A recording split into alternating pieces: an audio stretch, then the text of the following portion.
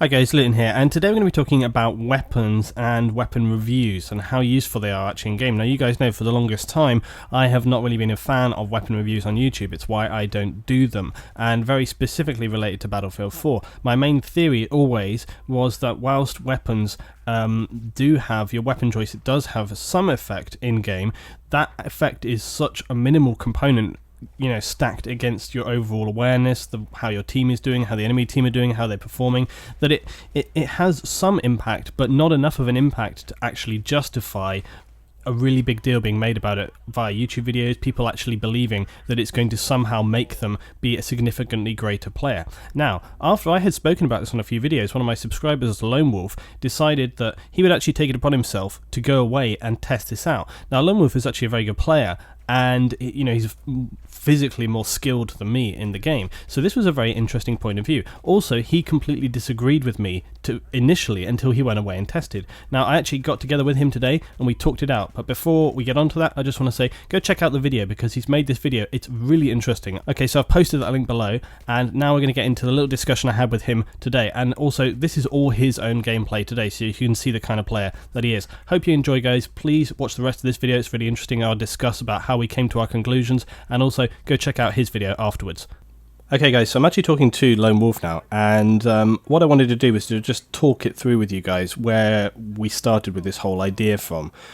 So like, Wolf, we were talking originally, weren't we, about the weapons, and you were saying to me, I think didn't you originally comment on one of my videos? Was that where we started it from? Yeah, no, I commented on one of your videos on YouTube. Yeah. And then we basically started talking from there. You invited me to come play, and we started playing. We played around together, and then we had a chat afterwards. Yeah, so. yeah. What was it that put you onto this idea though with the weapons, and why? I guess the thing is like why you wanted to look at it so specifically. I looked at it really specifically because we were having a conversation just in TeamSpeak after one of our games. I think I was in game and you might have been doing something else. And we were talking about whether or not the weapon you pick is actually going to have much impact at all. We're talking about weapon statistics and the value that people place on those.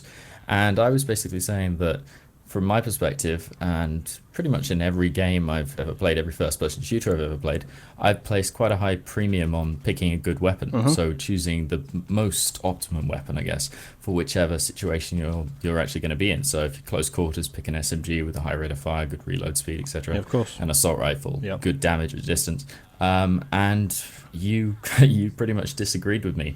Well, I would say that my position is that, of course, you will pick like an assault rifle for certain situations, an SMG for certain. I do that, like when I'm playing around, I will be like, okay, we're in this situation on this kind of map. So like Propaganda, you have a lot of medium range and some close quarter engagements. So I'll probably take like an assault rifle with a decent rate of fire, right? That's probably what I'll take. But Lockers, hey, you can handle an SMG or still that kind of assault rifle. It's on some maps where it's kind of longer engagements, maybe Conquest, I maybe go with Scar H. It just depends. But yeah, you will pick a weapon certain to a certain situation. But the whole point of where I stand on it is that it has an effect, but it has not enough of an effect to be given the kind of gravitas that it is given. There's much more weight and much more importance in knowing where to be, knowing how to deal with the enemy, looking at what they're doing, understanding that, adapting, countering it.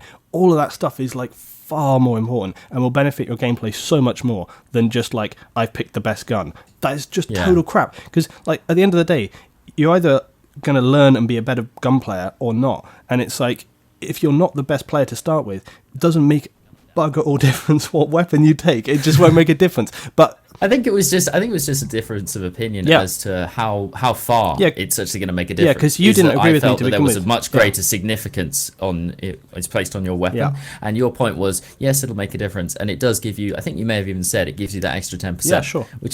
Which, as having conducted my experiment, having messed around with it, was pretty much my conclusion too. Is that once you finished off everything else, and once you've got some finesse in your gameplay as a whole, then picking a good weapon and optimizing your loadout is gonna have an impact, but it's not huge, and it really doesn't warrant the amount of attention that a lot of people give it.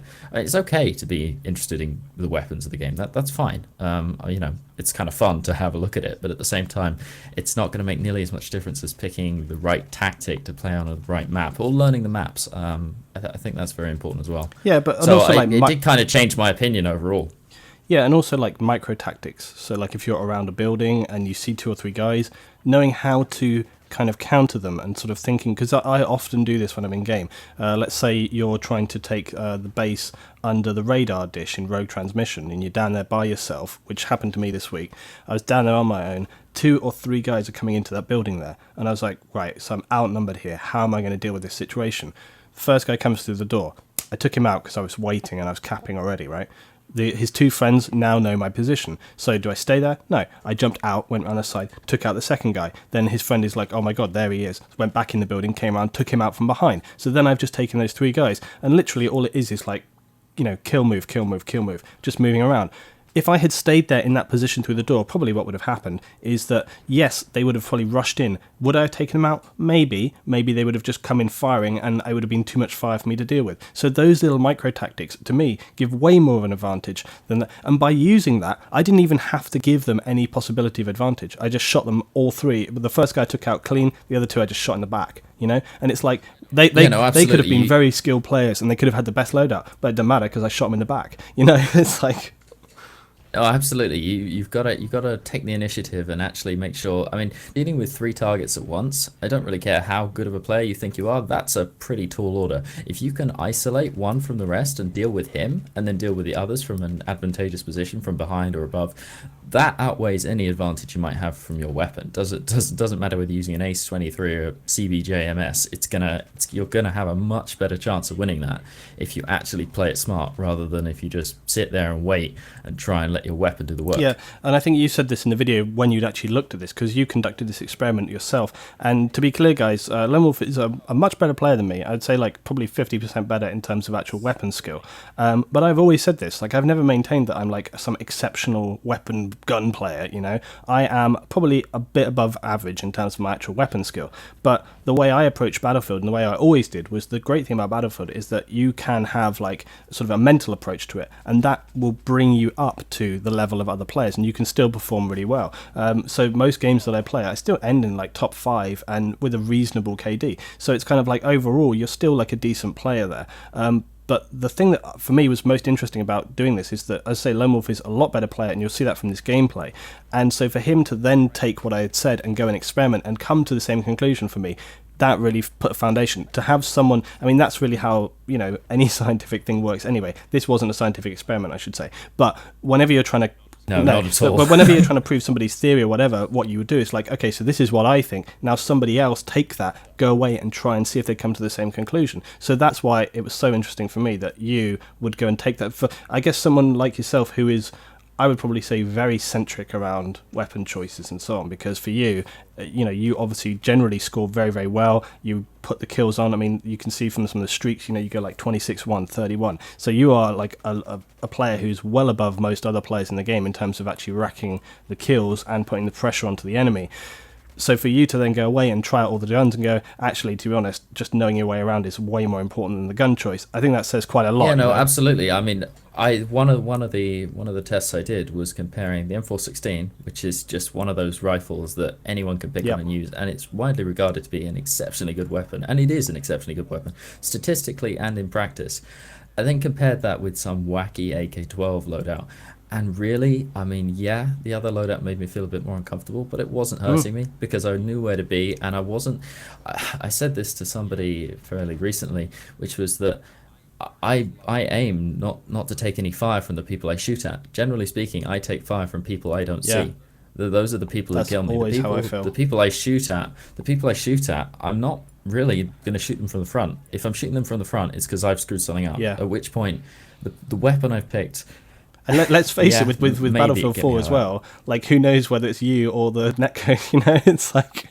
Yeah, no, there's, I think I said this in the video, there are so many variables in this game. Trying to decide exactly what has affected your score and what has meant you die 5 more times in the last round, it's completely unpredictable, this game. Exactly. So guys, go and check out Lone Wolf's video today. I think you'll find it really, really interesting. It's a really good breakdown and analysis of exactly the kind of stuff I've said for the longest time. I'm actually really thankful that he made this video, because I personally wouldn't have had the patience. But also, it's like I really feel it's much better to be done this way, because I have my theory about how this goes, about weapons, which is why I never did loadout videos for Battlefield 4. But the fact that Wolf has gone away and actually put this together is great, because it's like an outside objective perspective on this. Yeah, no, and to be clear, just to rid me of any kind of bias you Yeah, might think I you're have, kissing my I ass. went into this with the opposite. I went well, no, I went into this with the opposite opinion, pretty Yeah. much. I mean, yeah, we don't get me wrong, we do share some common opinion as far as tactics go, but my opinion on how much your weapons actually matter was completely different to begin with. And actually, coming out of this, I would still say, I mean, it's something I'm gonna invest some time in working out, and certainly when games like Hardline come out, I'm gonna try and find out what the best weapon for my playstyle is.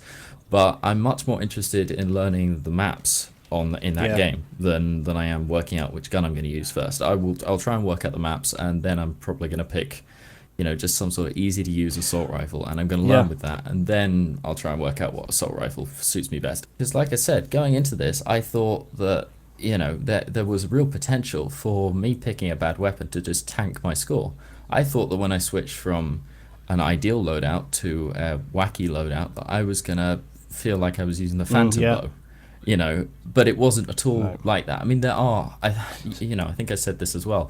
There are certain loadouts you can pick that are just so Yeah. bad, Yeah, deliberately bad. You But that, have yeah, to do it on and that's not purpose, the point. and they That's will not the hurt point you. about what I'm saying. You see, what Yeah. I have said for the longest time is that, like, yeah, you can pick a gun, right? And unless you pick something really stupid, that's the point. It's not that it doesn't make a difference. That's the point. It's not that it doesn't make a difference. It's just that it doesn't make enough of a difference. So it's like if I pick like the M416 or the M16A4, like both of those are decent weapons. They have their own advantages. Do I take the Scar H? Do I take the AEK? Do I take just a straight M4? Do I take the ACR? What do I take?